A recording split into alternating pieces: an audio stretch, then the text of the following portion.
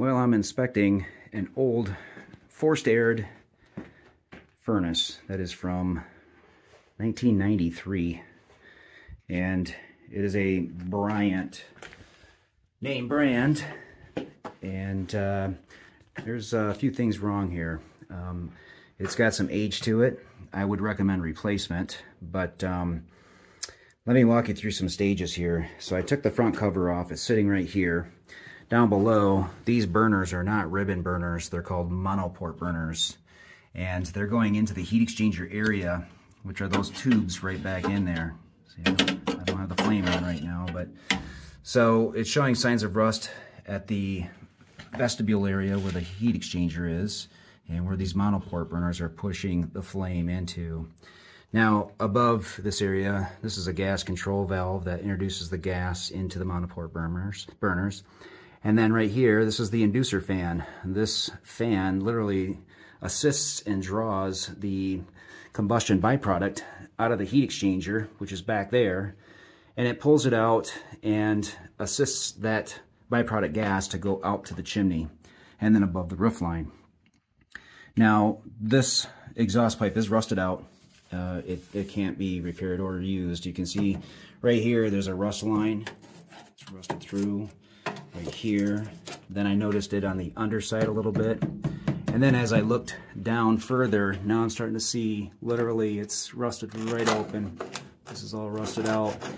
And the same on the back side of it. So all the way this whole line, almost 31 years of this, that exhaust gas can come out, which is potentially carbon monoxide.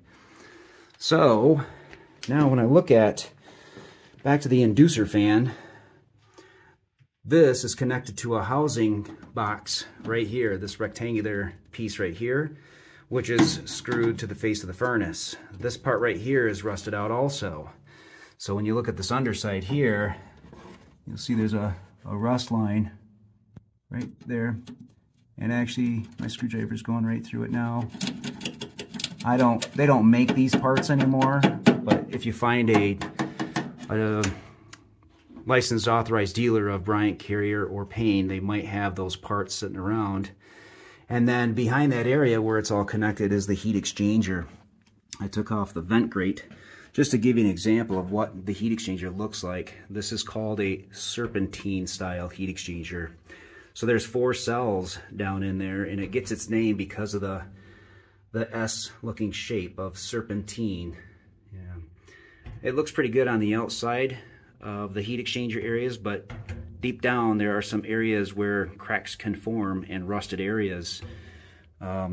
So where they connect to is this rectangular box, which has the hole in it, and then the inducer fan. Now if we look at the data plate, this old data plate, you'll notice that the ANSI standard date is 1992, and the serial number had a 93 in it, so that collates that this is 1993. Well, it's had a fairly good amount of 31 years. I would recommend replacement. Thanks for watching the video.